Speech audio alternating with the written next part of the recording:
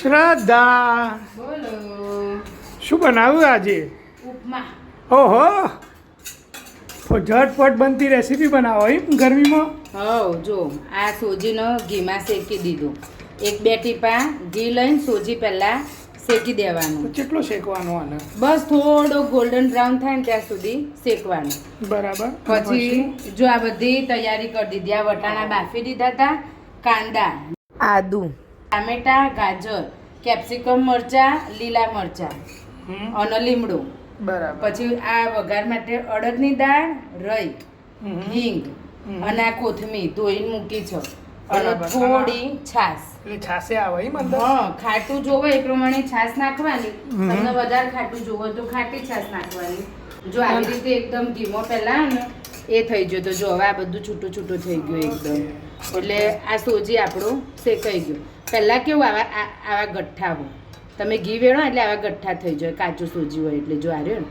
પણ અત્યારે આ શેકાઈ ગયું હોય એટલે જો એકદમ પાવડર ફોર્મમાં આવી ગયું. બધા ગઠ્ઠા નીકળી ગયા અને થોડો ગોલ્ડન બ્રાઉન થઈ ગયો. અરે સોજી કે રવો? રવો રવો રવો રવો સોજી જાડો આવે અને આ બરાબર. રવો આ ગ્રીન પેકેટમાં આવે ને એનાથી ઉપમા બનાવવાનું. જો આ રવો ઉત્તમનો. આ ઉત્તમનો આ રવો આનાથી બનાવવાનું. મા પ્રસાદે આનાથી બનો અને સોજી પીળા પેકેટમાં. તમે નામ લીધું તો મા પ્રસાદ બનાવો ને તમે યાર. અને આજે આ તીખોમાં પ્રસાદ કો ભાઈ તીખો મા પ્રસાદ. આજે આમાં પ્રસાદ જ કહેવાય. પણ કેવું બહુ ગરમી હોય ને એટલે રસોડામાં ઊભું રહેવાનું બહુ ગમતું નહીં. એટલે જો આટલા બધા શાક અને સોજી મસ્ત મજા આવે ખાવાની. જો હવે ગોલ્ડન બ્રાઉન થઈ ગયું ને હવે આપણે આને કાઢી લઈશું અલગ તપેલીમાં ને પછી વઘાર કરીશું. હવે શું કરવાનું? હવે વઘાર તો વઘાર માટે તેલ. ઓકે. જો આટલું તેલ લીધું. પછી તેલને ગરમ કરવાનું. ત્યાં સુધીમાં આ તપેલીમાં પાણી ભરીને આપણે મૂકી દઈશું. ગરમ કર્યા વગર ના ચાલે? ના ચાલે. વઘાર ના ચાલે ગરમ કર્યા વગર? જો આશરે મેં આટલું પાણી લીધું હો, એક બોટલ જેટલું. એ તેલવાળી તપેલી હતી ને એટલે મનીમાં ગરમ કરી એટલે તેલે અંદર આવી છે. સરસ સરસ. એ હવે પાણી ઉકળવા દઈશું. સુગંધ તો મસ્ત આવે. હે ને સોજી શેકાય ને એટલે સુગંધ મસ્ત જ આવે. પણ આટલું શેકાવું જરૂરી છે. એક કામ કરો, આવું બધું મૂક્યા કરતા ને આની અંદર ને દૂધ ને ખોડ નાખી દો. ના ભાઈ, મા પ્રસાદ નહીં બનો. બહુ મજા આવે. મા પ્રસાદ નહીં બનો બકા. સુગંધ. જો આપણે તેલ ગરમ થઈ ગયું છે તો અંદર રઈ નાખીશું છટકો મારે શું યાર. અને હિંગ અને અડદની દાળ. સોજીમાં ઉપમામાં અડદની દાળ નાખવાની. ટેસ્ટ મસ્ત આવે. અડદની દાળ કડક થાય ને ઉપમામાં મૂઢામાં આવે ને તો ખાવાની બહુ જ મજા આવે. બહુ મજા આવે. જો આ ગોલ્ડન બ્રાઉન કલરની થાય ને અડદની દાળ ત્યાં સુધી એનો શેકવાની. જો આ અડદની દાળ આપણી શેકાઈ ગઈ. હવે આમાં બધું વેજીટેબલ નાખી દઈશું સમારેલું. આ વટાણા મેં થોડા બાફી દીધા કેમ કે ડાયરેક્ટ તેલમાં ચડતો વાર લાગે એટલે 5 મિનિટ બાફી દીધા એટલે થોડા પોચા થઈ જાય. બધું વેજીટેબલ કેટલું બધું વેજીટેબલ.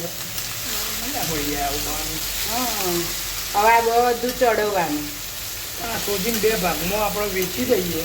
બરાબર.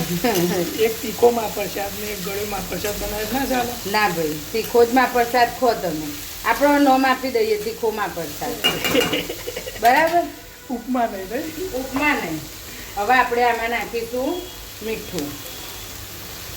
કેટલું નાખવાનું મીઠું? થોડું આશરે જે પ્રમાણે આપણે ખાતા હોય ટેસ્ટ અકોર્ડિંગ મીઠું નાખવાનું. એવું? શાકભાજીમાં થોડું પાણી વળે ને એટલે નરમ થઈને ચડી જાય. શાકભાજી ચડવા દેવાના.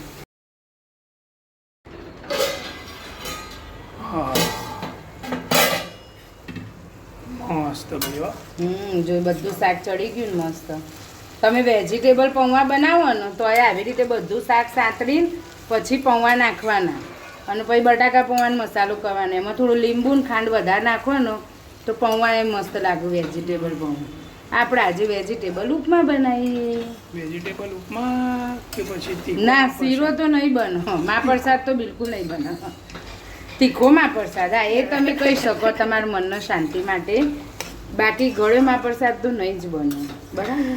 એ ભગવાન. ચલો હવે આ શેકાઈ ગયું ને બધું શાક. હવે આ શેકેલો સોજી આપણે નાખી દઈશું કઢાઈમાં અને એનું બરાબર મિક્સ કરીશું. ભાઈ કોક કો માં બૈરી કોક કો માં પ્રસાદ બની આલે મને. જો મસ્ત બનો. આ ડાયટમાં એ ખવાય. વેજીટેબલ વધારે આવે એટલે જે ડાયટ કરતા હોય સોજી થોડું આવે એટલે ચાલે. તું આ વાત. સ્ટેજ ઉપર તમે દહીં કાં તો છાશ નાખી દેવાની. પાણી નહીં નાખવાનું? પાણી પછી. આ ઠંડી હોય ને એટલે પહેલાં નાખી દેવાની.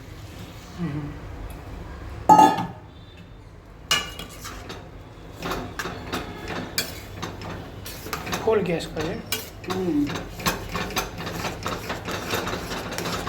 છાશનો દહીં મિક્સ થઈ જાય ને ગમે તે જે નાખ્યું હોય એ આવી રીતે સૂકો થઈ જાય. બરાબર. પછી આમાં આપણે નાખીશું ગરમ પાણી. જો આ બાજુ મેં ગરમ પાણી કરી દીધું હો. જોવા હવે એને આપણે ઉપમામાં નાખીશું.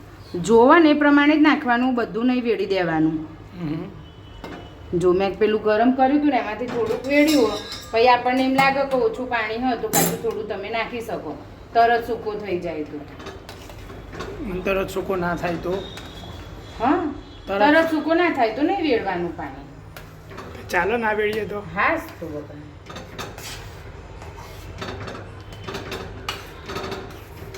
હા તો ચીકણો થઈ ગયો.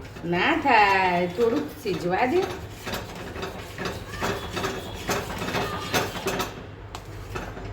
હવે પેલું આપણે વેજીટેબલના ભાગનું મીઠું નાખ્યું હતું ને, હવે આપણે રવાના ભાગનું મીઠું નાખીશું. એવું થોડું માં ખોડ નાખ્યો છે મજા આવે. છાશની જગ્યાએ દૂધ નાખવાનું અને મીઠાની જગ્યાએ ખોડ નાખવાની. પછી શાકભાજી કયો ગયું? શાકભાજી સાઈડ પર આપણે રોટલી શાકભાજી માં પ્રસાદ આમ ફર્સ્ટ ક્લાસ કોમ્બિનેશન થઈ જાય. તમારે જે બોલવું હોય ને તમે બોલ્યા કરો. આ બની ગયું. જો આ ધીમે ધીમે પાણી ચૂસાય ને તો પરફેક્ટ આટલું પાણી. હવે આમાં પાણી ઉમેરવાની જરૂર નહીં. બરાબર.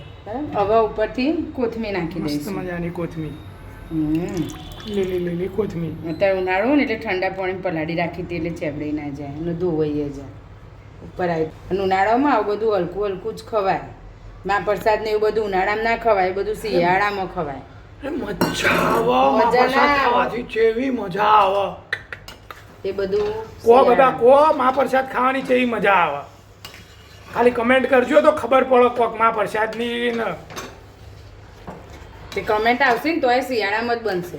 એવું ના અત્યારે ચાલે. ના બને. તો કોથમીર નાખીને બરાબર મિક્સ કરીને ઢાંકીને 5 મિનિટ સીજવા દેવાનું. એટલે વેજીટેબલ ઉપમા રેડી. ચાલ ભાઈ નવું નામ પાડ્યું આ તો તીખો મહાપ્રસાદ. હવે આનો 5 મિનિટ સીજવા દઈશું. 5 મિનિટ થઈ ગઈ, 5-7 મિનિટ. હવે આપણે ખોલીને જોઈ લઈએ. જો વાહ શું મસ્ત સુગંધ આવે.